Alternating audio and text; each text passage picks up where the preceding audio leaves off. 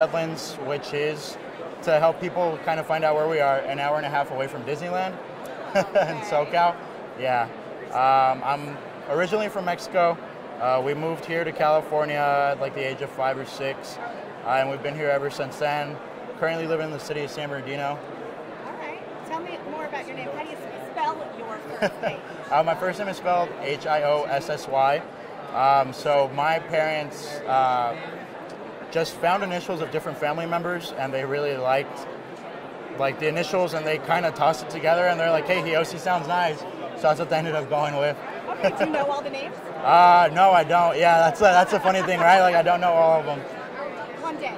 Yeah, Okay. eventually. All right, what's your major in school? So I majored in accounting, University of Redlands. It's a private school, like 4,000 to 5,000 students altogether. All right. Do you have an area in which you want to go in? I've had a lot of tax experience, and I've really enjoyed it, and I intend on continuing on with tax and getting more experience through that. Okay. What do you like about tax? It wasn't necessarily the tax aspect that got me at first. We have a few programs on campus, like VITA, where I went in and they didn't really have someone that spoke Spanish. And I was like, okay, like, Redlands is in SoCal. It's around a pretty predominant area, like, of minorities, mainly Hispanics. And I was like, okay, I need to come here and help out with that. And, like, just helping those people and, like, seeing what I could do with taxes and stuff could help benefit not only other people, but, like, my people specifically was, like, one of the reasons why it really, like, got me to go there. Yeah, that's going to be great in that profession. Yeah. By that ladder. Okay, what makes you unique or special? Um, Besides your name. Yeah, right? My name's like one of the most unique things. I like to volunteer a lot with at-risk children. I used to tutor at a high school for low-income kids who never had a family member that went to college. It's one of the most rewarding experiences to see them graduate from high school when they weren't supposed to, quote unquote, and then end up going to college. Like, that's one of the things that I always really enjoyed. I was a counselor at Camp Corey, which is in Seattle, with special needs kids. Oh man, How did you find that passion? Was something in your upbringing? Yeah. I had to raise my siblings. Both my parents worked multiple jobs when we were younger. When we moved to California, we didn't know too many people, so I was given the task of raising them. And to this day, like, I'm still like a father to them, and like that's kind of how I found that passion. I was like, I want to help more kids, and that's been one of the things that I really like to do. I was gonna try to do that this year, go to Camp Corey again to volunteer, but I got stuck at work with Ultimate Software, and I mean, it's okay, like, but I hope that later on in the future, wherever I end up working, they give me opportunities to give back, and preferably go back to help Camp Corey again. It was one of the most fulfilling experiences for me. Awesome. All right, what would you say is the biggest challenge you've overcome so far?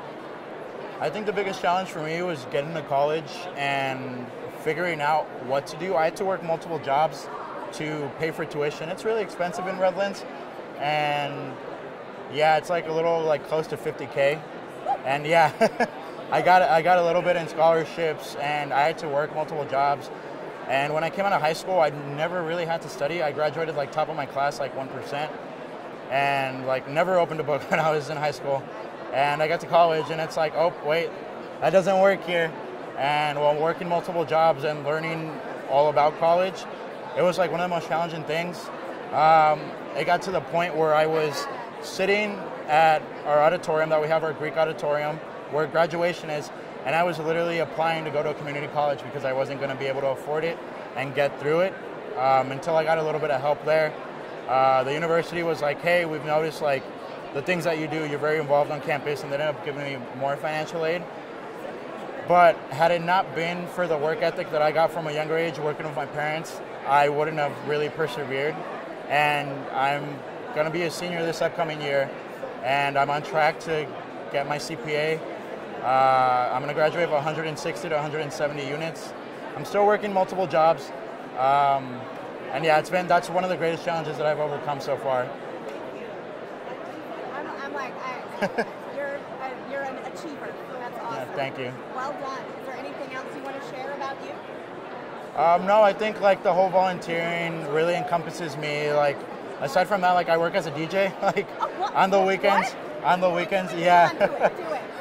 Do a DJ move. And I also cater. So DJ, are you a travel agent on the side? no, I also deliver tables and chairs for parties as well. So I do What's it. your favorite song to play? What gets the crowd going?